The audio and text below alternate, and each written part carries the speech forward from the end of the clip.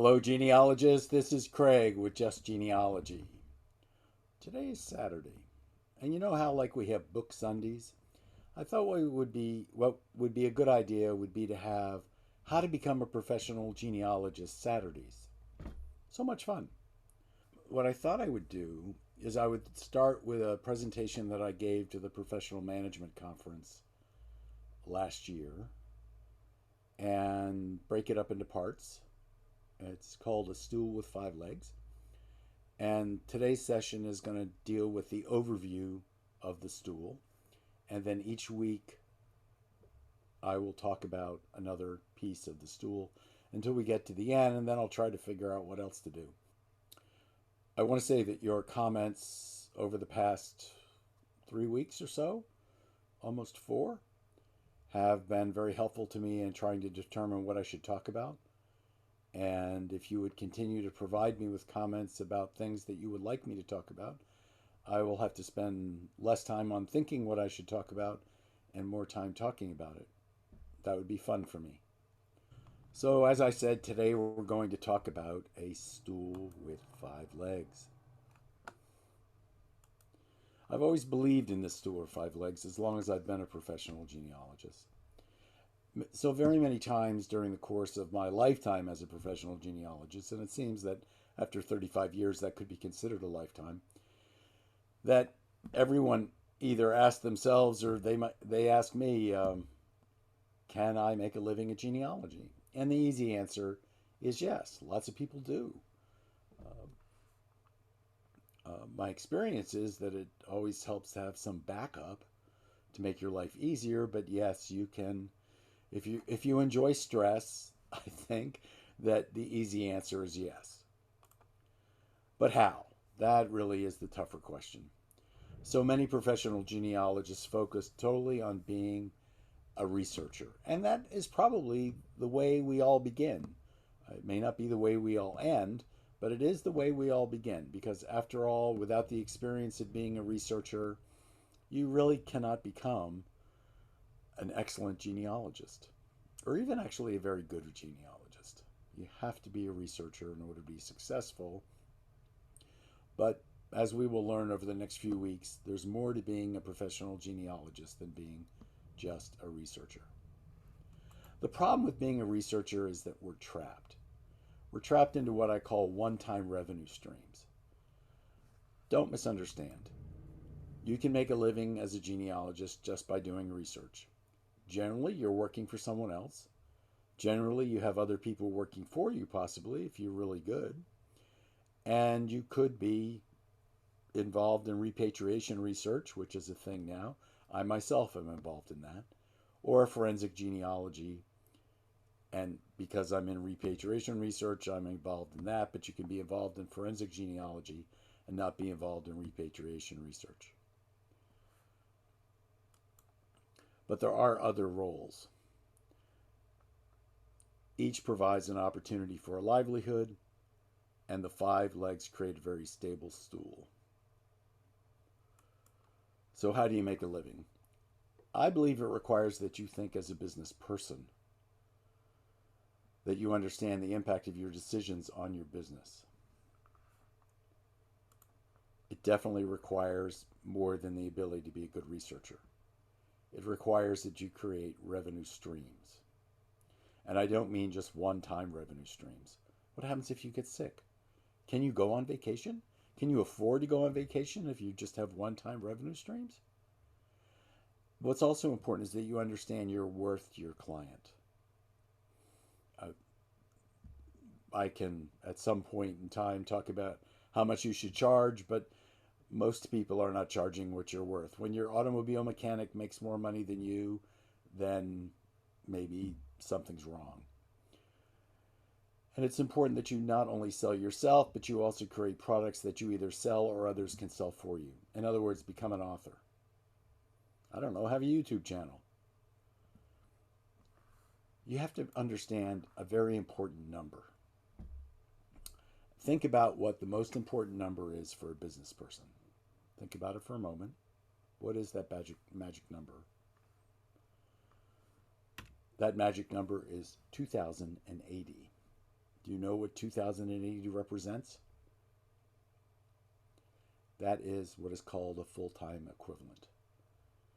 52 40-hour weeks equal 2080. 2080 has been one of the most important numbers in my life for a very long time because it drives how I do things in regards to what I charge, in regards to how I think about time, because 2080 is time. Think about vacations. If you are worrying about where the money is coming from and you are living from client to client, then you're probably never going to go to the Poconos. I mean, you're never going to be involved in dirty dancing. I mean, you're not going to get to the Poconos. As a child, I went to the Poconos. I've driven through there as an adult, but I haven't stopped. For 35 years, my vacations were either national conferences and or more than a decade of Holy Jeans, Heritage Books, conferences, and cruises. Those were a lot of fun. Those were so much fun. But I'm not sure with COVID and those things going on in regards to cruises that I'm ever going to be cruising much again. And besides, I am a retired naval officer. My love for the sea has been well satiated over the years. And how many of you vacation in Salt Lake City in January? I have been vacationing in Salt Lake City in January, outside of COVID, for 27 straight years, missing 1 year. I enjoy vacationing in Salt Lake City in January, but recognize it's really a working vacation. It's not really a vacation. So we have several types of revenue streams that you should become familiar with. First, there's the one time. You get a client, you do work for him, you never hear from him again. If you're lucky, he says good things about you and you get other clients. Then you have reoccurring revenue streams. You get a client, he likes you, he comes back to you for the next side of his family. Then there's revenue from the efforts of others. Well, that comes from you hire somebody, you supervise them, so you collect a bit of the fee for hiring that person to do research for you, for them. It's not very much, but it's sort of like an overhead thing. And then we have expense reducing activities in non-revenue streams. In other words, you do certain things in non-revenue streams so that you don't have to spend money. A good example would be giving a lecture for a local society that you normally belong to, and they pay your membership for the year. Or, for example, I always speak for the Writers' SIG for the Association of Professional Genealogists, and largely it's because, other than the fact I helped found the organization, largely it's because they pay my 20 bucks dues every year. Or they don't charge me the 20 bucks. So that's 20 bucks I don't have to spend. My lectures are worth more than $20, but that's not the point. I'm reducing my expenses through doing non-revenue stream things. Now, another example would be lecturing at a National Society meeting where they pay for your hotel room and they pay for your registration, those kind of things. All these things that you need to do to reduce your expenses. So as I say, one time is an interaction that generates revenue once. You live from client to client. You're unable to respond quickly to the needs of your clients without impacting other clients. You have very few vacations. Recognize that worry is the misguided use of imagination. You have to do other things to fix it so you don't have just one-time clients. Now, reoccurring, that's where an interaction generates revenue more than once. The client just keeps sending you money. What a perfect situation that is. Things that you can reuse with little additional effort. Of course, always get the permission of your client before you reuse anything that you did for a client. Then there's the possibility of royalties, but that means you have to write something.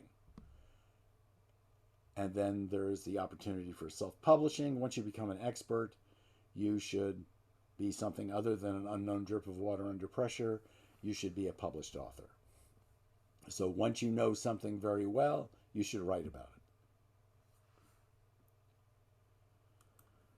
What you want to create is passive income. If you don't find a way to make money while you sleep, you will work until you die. Warren Buffett.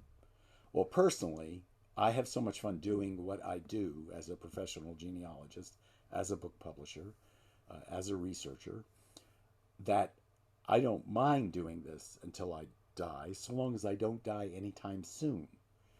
I intend to have fun for the rest of my life.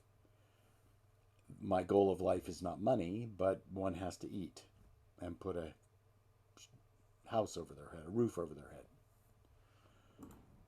So revenue from the efforts of others. When people work for you and their efforts generate revenue, that means subcontracting out research, that means hiring subcontractors, that means having employees, but always, and I mean always, be cognizant of the IRS implications associated with the difference between an employee and a subcontractor. They are very important in the long run. Recognize that you will now be more of an administrator or manager than a researcher. Well, that's a small price to have to pay. And now you will be responsible for more than the quality of your own genealogical research. You will also be responsible for the quality of others and their genealogical research. This is why training people to be good genealogists, excellent genealogists, is important. The concept of expense reducing non-revenue streams is, most people don't think about it, but that's when part of your compensation for your efforts pays off some other expense that must no longer has to be paid, at least for this year, maybe next year. So conference fees paid because you're a speaker or vendor, hotel fees paid because you're a speaker, travel fees paid because you're a board member or a speaker, discounts associated with membership in associations. So recognize that there are many ways that you can reduce non-revenue streams. I highly recommend that you join the Association of Professional Genealogists, because after all, isn't that why you're listening to me? Because you want to become a person not just doing genealogy, but a person who's a genealogist, and those are professionals. And what better place to associate with professionals than the Association of Professional Genealogists?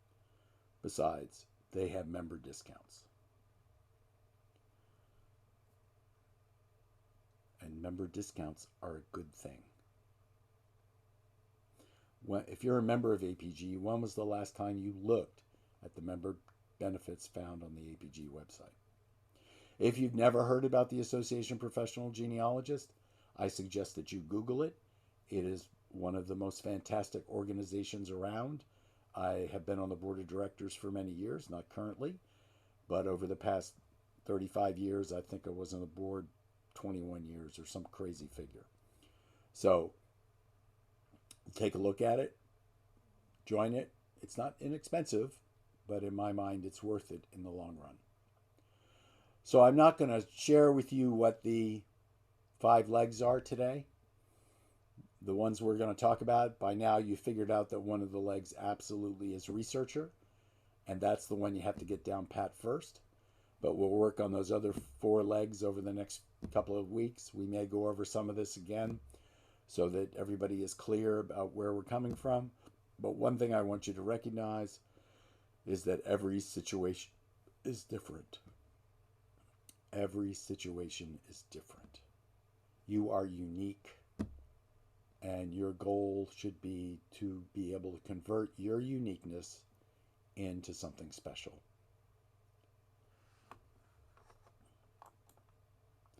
Well, this has been Craig from Just Genealogy, and another session is in the bag. I think this is number 29. Tomorrow is Book Sunday, number 2. Actually, it's probably number 3, but we'll start counting from last week. If there is some things that you want me to talk about on Book Sunday, all you have to do is let me know. Put something in the comments. Usually Book Sunday results in discounts, so that is a good thing. Meanwhile, I will sign off. I appreciate you all. And if I'm very lucky, my COVID by next week will be gone. Thank you so very much. Have a good one.